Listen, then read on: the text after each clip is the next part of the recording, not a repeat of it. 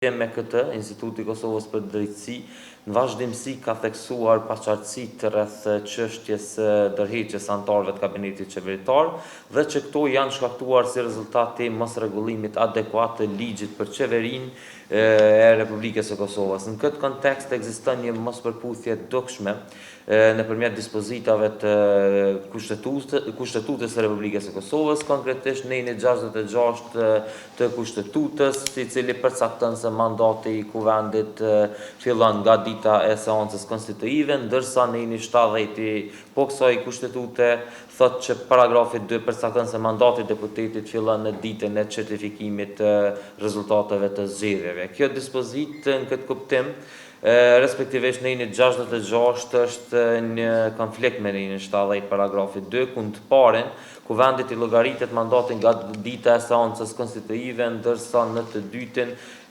mandati i deputetit fillon në ditën e certifikimit të rezultateve të zgjedhjeve.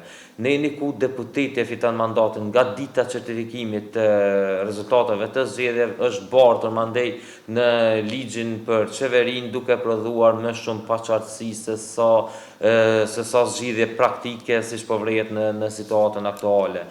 Një mënyrë e tillë e shkrimit ligjit pa një interpretim të qartë logjik në përputhje me Kushtetutën e Republikës së Kosovës përforcon qëndrimin e IKD-s se legjislatura e nëntë ka dështuar, tetralisht ka dështuar që të miratoj ligjet qarta të harmonizuara me Kushtetutën.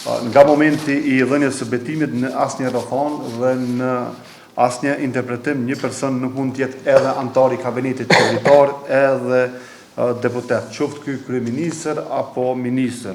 Këtu nuk bëhet fjalë nëse bëhet dallim për një qeveri të rregullt apo qeverinë e detyrë.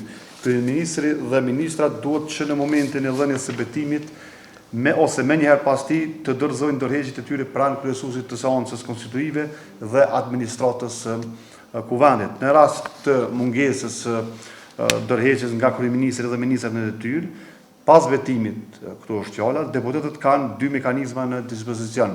Së pari me ushtru të drejtën për me kërku vlerësim të kushtetutshmërisë për zgjedhjen e legjislaturës së nëntë, siç parashitet në nenin 113 paragrafi 5, në 113.3 në paragrafi 5 i Kushtetutës së Kosovës, dhe së dyti me ushtru kallëzim penal tek prokurori i shtetit për ushtrim të dy pozitave në të njëjtën kohë, asaj legjislative dhe ekzekutive. Sa i përket letrës të dorëzuar nga kryeministri i detyrë zotni Albin Kurti, aja nuk paraqet akt të dorëheqjes. Interpretimi i tij se qeveria e tij ka statusin ekuivalent me qeverinë e detyrë, vlen për qeverinë si institucion dhe jo për të si kreu i saj. Përmbajtja e njoftimit të kryeministrit tregon synimin e tij që ai të vazhdojë ta udhëheqë qeverinë në detyrë edhe duke qenë deputet. Kryeministri duhet t'jap dorëheqje në kuptimin klasik të saj dhe jo ta interpretoj pozitën e tij si të tillë. Në bazë të ligjit numër 08/L-7 për qeverinë e Kosovës, kryeministri duhet t'jap dorëheqje në momentin e betimit të tij si deputet. Nga ky moment qeveria do të vazhdojë të funksionojë si qeverinë e detyrë, por se nuk mund të udhëhiqet nga zoti Kurti. Udhëheqja në këtë rast ka lënë tek zëvendës kryeministri i qeverisë në detyrë dhe postët ministrore udhëheqen nga zëvendës ministrat e tjerë. Përjashtumisht bëjnë rastet kur një ministër nuk është zgjedhur deputet, në këtë rast ai mund të vazhdojë ta ushtrojë detyrën. Letra e dorëheqjes duhet të jetë e qartë dhe mos me leju hapësira për interpretime siç po ndodh. E njëjta letër nuk duhet i drejtohet ish kryetarit të kuvendit zoti Klauk Konjusa, kryetarit të mëparshëm. Aktualisht deri në zgjedhjen e kryetarit të ri të kuvendit, letra e dorëheqjes duhet më u drejtu tek kryesuesi i seancës konstitutive, që sipas rregullorës së kuvendit aktualisht është deputeti më i vjetër